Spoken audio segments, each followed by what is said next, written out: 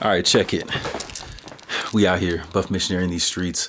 And I had a really cool opportunity of going to the academy up here, Andrews Academy, and being able to share a little worship thought with them. You know, it was weird because I was on the trip in Texas and completely forgot that I had agreed to do this before going on the trip.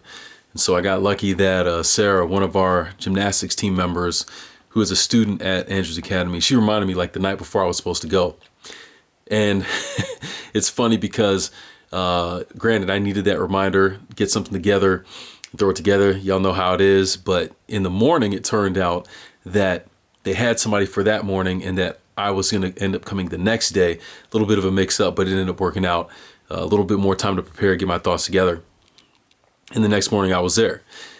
And, you know, something that I talked about at Andrews University was this idea of carrying on the legacy of the name.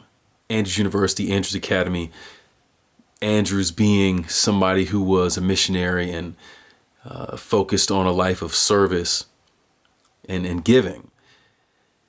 And it fit in pretty well because the concept or the main idea that I was supposed to relate to was on the character of God. Now, there are a lot of different ways that people define and explain the character of God, but I felt inspired to look at it from the perspective of mission. You think of the Ten Commandments. I've always heard people talk about the Ten Commandments as a transcription of God's character. But usually when people think of the Ten Commandments, they think of do this, don't do that. Just a list of not even rights and wrongs, but a list of things to avoid. And if I'm going to summarize the character of God as a list of things to avoid, that's not very appealing. So you can contextualize that. And what if you take the perspective of it from the standpoint of how does keeping this commandment help me to serve my fellow man better? I've heard people say that, well, you have the first handful of commandments are expression of your love for God, and the other commandments are an expression of your love for man. But what if you look at it as the first four commandments are how you can best serve God, and the last six commandments are how you can best serve your fellow man? It makes it a little bit more practical, and I think that it shows God's character in the most accurate light, which is that of love, caring, service, and mission. So being able to try to break that down in just a few moments there was really cool. I was able to share with them about the graduation weekend and being with Bilung and seeing that. Oh, I still got to edit that video, by the way. But it was really cool to share with them and just leave a little bit of a seed. I didn't know how it was going to be received. I know that sometimes with high school, the kids are either going to be really into it. If they know you, you can get a good response. And if you're kind of the new guy on the block, they're kind of waiting to see what you do. And for me, not being around this particular group of young people before, I didn't really know what to expect. I got to see Caitlin as well, who's another one of our gymnastics members who's there, and a couple other guys. Shout out to Marcus. And I did shout out Lonnie, Sarah's brother, during the talk because he was actually born in Palau, which is pretty cool. But yeah, just a cool experience to share, and the feedback was pretty good. Sarah texted me later and let me know that a lot of the people really enjoyed what I had to say, and I'm very grateful for that.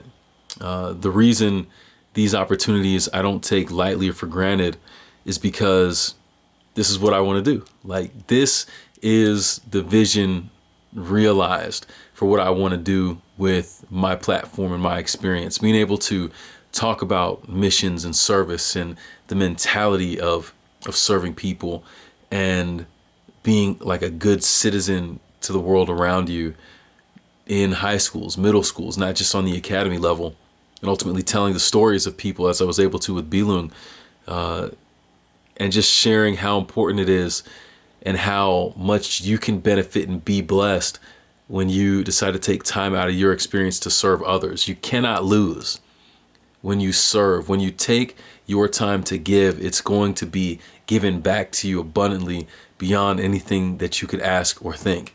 I really believe that. And I believe that I've experienced that in my own life and will continue to, because of the people who want to serve me in response to me serving them. It's like a cyclical thing. You try to outdo each other, and it's a pretty awesome thing to be a part of. I definitely hope I can serve more young people in this kind of way as well, just by giving a new perspective on things, because a lot of spiritual things for young people are not, I'm not going to say they aren't received well. I'm going to say that maybe they aren't portrayed well in a way that they're willing to kind of get on board with. And that's on the older generation to figure out how can we be more true to the message. Think about it like this. Adventism and its growth and a lot of these other religions that popped up around that time, it was young people who were inspired and kind of caught by storm of these revolutionary ideas and thoughts, and they wanted to take these things and change the world. But when we look at it today, religion seems more like an old person thing. So something has flipped, and the same energy that used to be a part of people wanting to get to know God and share that with others, it's not really there anymore. So something's got to change. Something's got to change to flip it back to where it's the young people who are excited and on fire about this and want to get to know more about Jesus so they can share him more with people in a positive way that's more inviting based on the context of the times and the world that we live in right now. So just being a part of that is really cool. But yeah, just wanted to throw that out there, and definitely looking forward to seeing what else and what other opportunities may come up in the future. It's just the beginning. It's just continuing. But yeah, we out here. Catch you in the next one. Peace.